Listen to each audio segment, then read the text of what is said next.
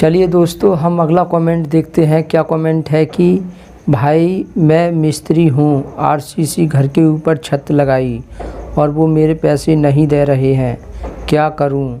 या कोई मुकदमा दर्ज करा दूँ या कुछ करूँ? वो एक ही बात बोल रहे हैं, पैसे दे देंगे। आज 3 महीने हो गए, प्लीज़ कुछ राय दीजिए भाई। तो देखिए, आपको करना क्या है,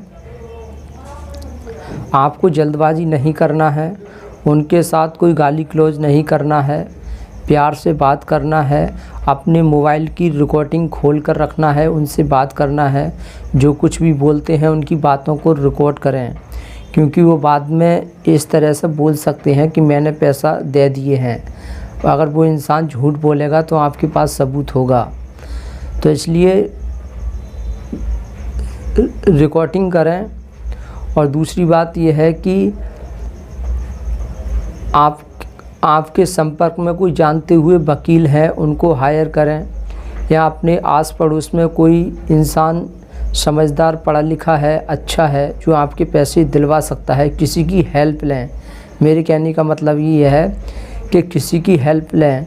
कोई आपका ऐसा भरोसेमंद कोई रिश्तेदार हो, अच्छा हो, या कोई आपके सर हो, जो आपके संपर्क में कोई ऐसा इंसान हो जो आपके पैसा दिला सकता है, उनकी मदद लें, उनको सारी समस्या बताएं कि 3 महीने से ज़्यादा हो चुके हैं, मैं प्यार से बोल रहा हूँ, वो मेरे पैसे नहीं दे रहे हैं, बहाने पर बहाने मिला रहे हैं और वो मेरे पैसा देने की कोशिश नहीं कर रहे हैं।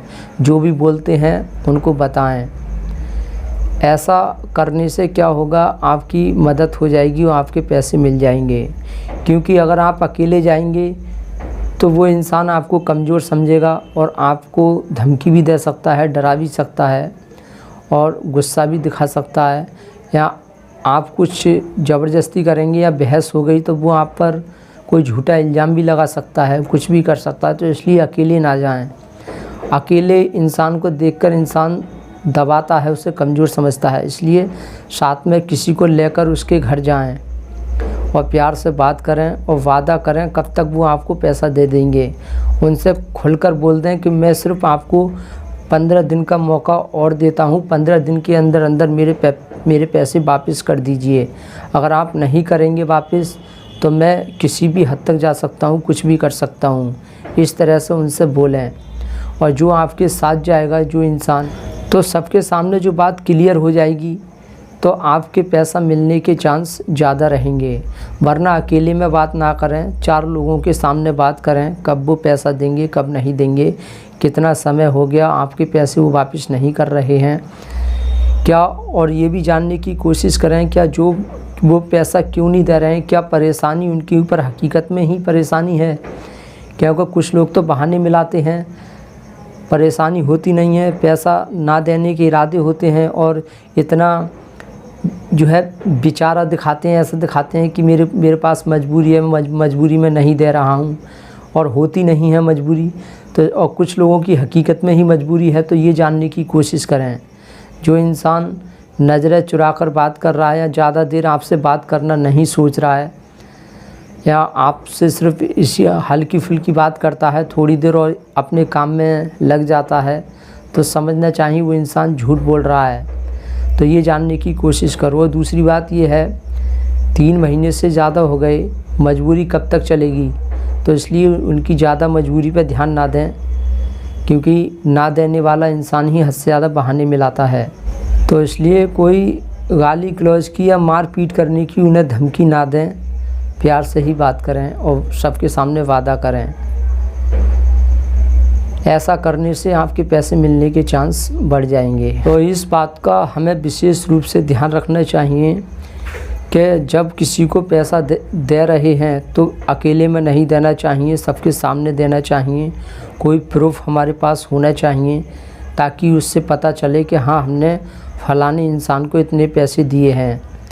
ऐसे ही जब किसी से पैसा मांग रहे हो तो अकेले में मत लो, 4 लोगों के सामने लो, ताकि पता चले कि हाँ पैसे दे दिए हैं। क्योंकि इंसान झूठ बोल सकता है, कुछ भी कर सकता है, परेशानी में फंसा सकता है। तो खुल्लम खुल्ला बात सही रहती है।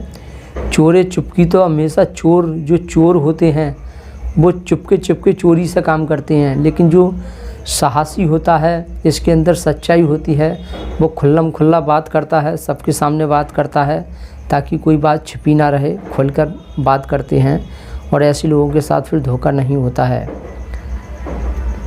आपका पैसा है, डरने की कोशिश ना करें, बस इतना ध्यान रखें आपकी तरफ से कोई गलती नहीं होनी चाहिए। किसी को गाली गलौज एकदम गलत सलत ना बोलें, और वो जो कुछ भी बोलता है उसकी रिकॉर्डिंग करें, बस यही तरीका है। तो दोस्तों, ऐसे ही अगला कमेंट है कि मेरा बाप राक्षस है, पूरी ज़िंदगी दारू में डूबा रहा और अब हम हॉस्पिटल में लीवर का इलाज कर्ज लेकर करवा रहे हैं, और हॉस्पिटल में सिगरेट के लिए झगड़ा करता है, हम सबको और माँ को आज भी गाली दे रहा है। क्या करूँ, बहुत गुस्सा आ रहा है और रोना भी। तो देखिए, मैं आपसे यही कहना चाहूँगा कि आपके जो पिता हैं उनको जीने मरने की कोई परवाह नहीं है, उन्हें किसी और से प्यार नहीं है, उन्हें सिर्फ़ अपनी दारू से प्यार हो गया है, नशा से प्यार हो गया है। तो उनसे बोलें अपना इलाज भी इसी नशा से करवाएं, जो शराब है इसी से अपना इलाज कराओ, इस तरह से बोलें। और दूसरी बात ये है कि जब परिवार में कोई इंसान सही होता है,